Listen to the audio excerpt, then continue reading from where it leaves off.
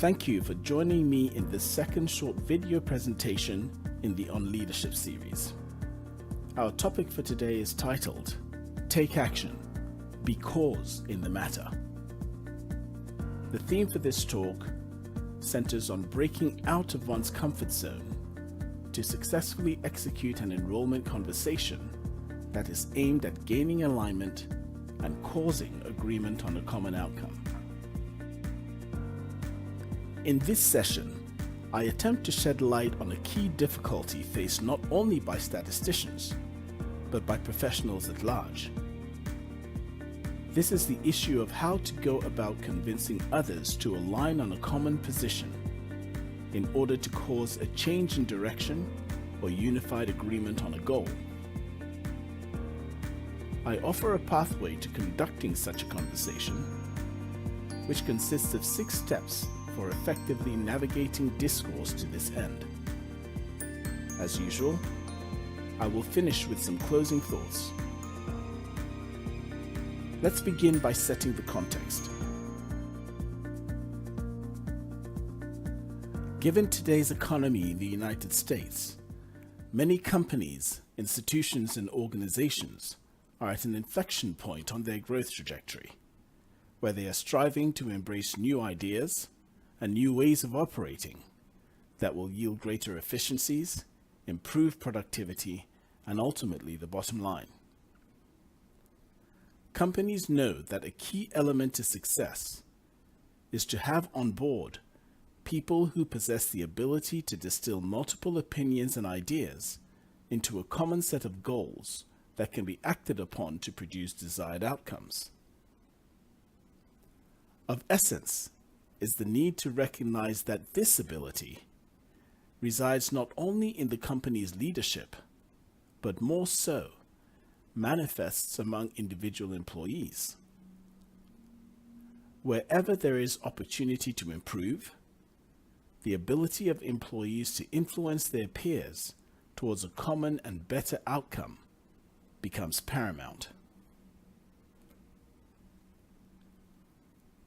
The ordeal faced by many organizations is that despite a strong talent pool, for many individual staff members, there remains an alarming reluctance to seize the opportunity to influence when it presents. Instead, perhaps driven by multiple pressures, many take comfort in plodding along without questioning the direction set by their colleagues. Perhaps this is because they feel trapped or powerless, or maybe they simply do not have the skill to counter status quo and enroll others in their opinion. What is obvious is that actions which yield impactful change start with the individual. The question becomes, how does one cause others to align?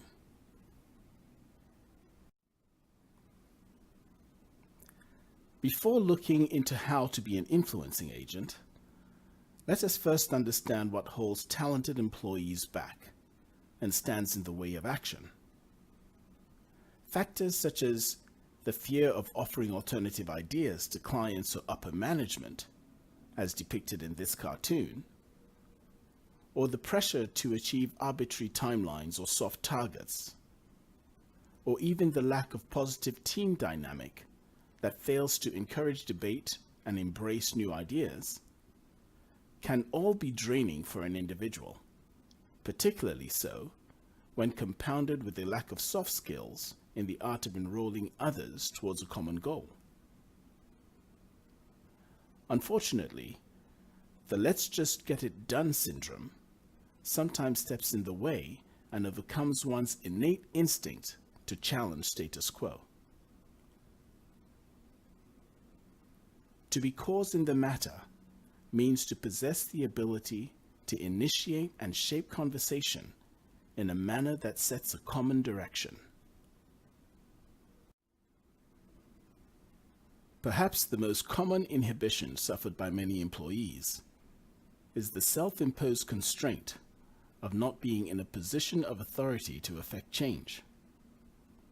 As illustrated in the cartoon, the debilitating, silent self-chatter in one's mind that makes one too nervous or intimidated to speak up, or that depletes self-confidence and leads one to recoil from venturing into anything outside the comfortable boundaries of their perceived job role, needs to be put in check in order to bring out the best. There must be intentional self-recognition that you are the sole determinant of your ability to cause change. So here is the epiphany. You are standing in the possibility of being cause in the matter. This means that in any contentious situation with a client, your work team, or your supervisor, you have the opportunity to speak out, to shape the discussion, and align others with your thinking.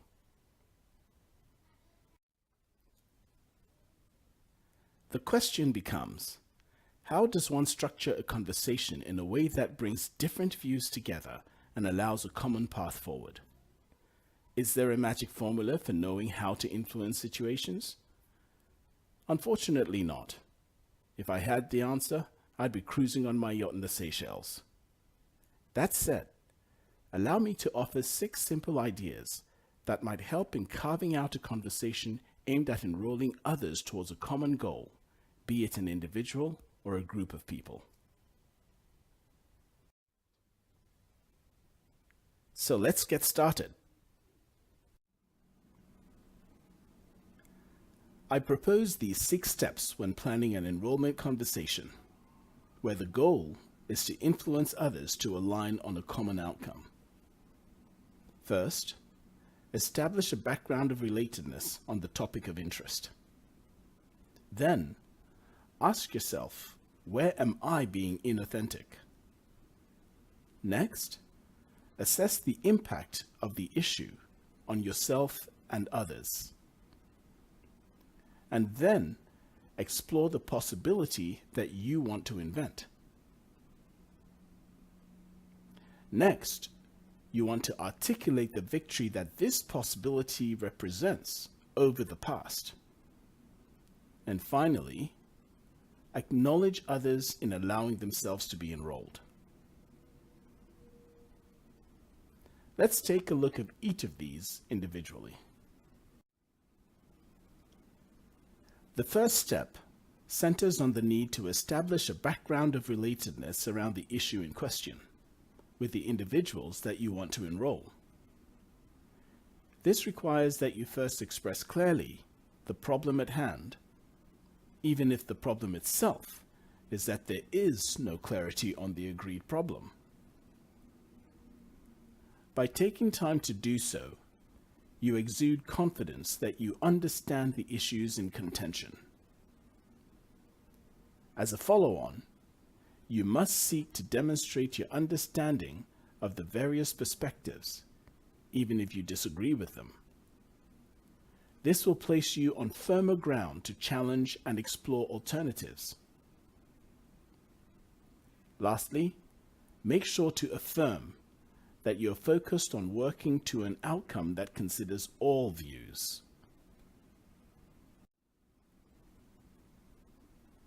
The second step in an enrollment conversation is to ask yourself, where am I being inauthentic? By this, I mean that you need to look at your own position on the issue. And if completely different, ask yourself if you really want all parties to sway unequivocally to your position, or if indeed there is room for middle ground. Create in your mind an informed rendition of what would be the acceptable compromise, and be prepared to reasonably adjust the limits of acceptability around your initial position. Thirdly, assess the impact that this issue has had on you and others. This requires, for example, that you consider the current impact that the issue is having on the project's execution, timeline or budget, on team morale, on projected business goals, as well as other factors that touch personnel and the client. Careful consideration of these factors helps to bring home the consequence of doing nothing. The fourth step in the discourse flow is to boldly explore the possibility that you want to invent for yourself and others. This requires that you look forward to what would be a win-win solution for all. Be unafraid to express it. Present your thoughts in lieu of all existing options. Explore remaining unresolved areas, but remember to emphasize the common ground among the different arguments. It is prudent that prior to this step, you carry out initial prep to assess the different options on the table and carefully formulate the possibility that you want to invent, which is your proposed win-win solution. Now let's look at the fifth step to enroll others and get their buy-in. At this point, after discussing the possibility that is your win-win proposition, you want to openly articulate the victory that this possibility is over the past. In other words, you want to emphasize how you anticipate the situation changing if the possibility you have proposed were implemented. For example, your solution could help eliminate unnecessary duplication of programming effort between vendor and sponsor. Or alternatively, if, for instance, your win-win solution was to create a centralized infrastructure for integrating labs data from multiple vendors, then the victory in implementing this solution could perhaps be to improve operational speed. You also want to offer insight into the big picture benefit of your proposed win-win solution. In other words, how the future might look like with your solution in place. For instance, higher quality data or reduced costs due to streamlined data integration processes. Finally, the last step in conducting an enrollment conversation is to acknowledge others in allowing themselves to be enrolled. This recognition of the work team, the fact that we are in it together, is critical for gaining alignment and for ensuring a common focus. Such acknowledgement should also affirm your intention to cast this new possibility as a team effort, a critical move for building trust. In summary, this six-step approach serves as a general guide for preparing a strategic conversation aimed at tactfully bringing multiple parties to converge on a common position. This does not absolve one from the grunt work of judiciously distilling the merits and demerits of the multiple options on the table and putting together an informed win-win solution that all can buy into.